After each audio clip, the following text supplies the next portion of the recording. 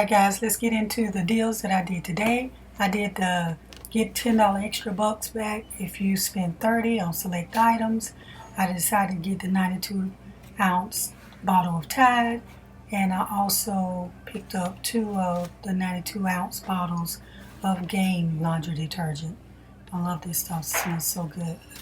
And then I picked up one of the 6-roll Scott paper towel, and I think they were like $5.49, and the laundry detergent was $12.29 each.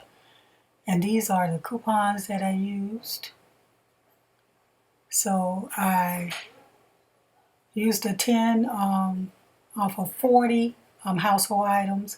I used this. I was going to use this 6 off of 30, but it wouldn't take. And then I did the 3 off of $12 laundry detergent, and I used $15.50 in extra bucks, as well as a $1 off of Tide detergent digital coupon.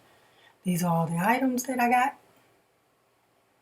And then this is what my overall total, beginning total was $45.75. Ending total was $13.89. And then I got back my $10 in extra bucks. And so that made my final total $3.89. Not bad at all. Please leave a comment below of things you would like for me to add to my videos.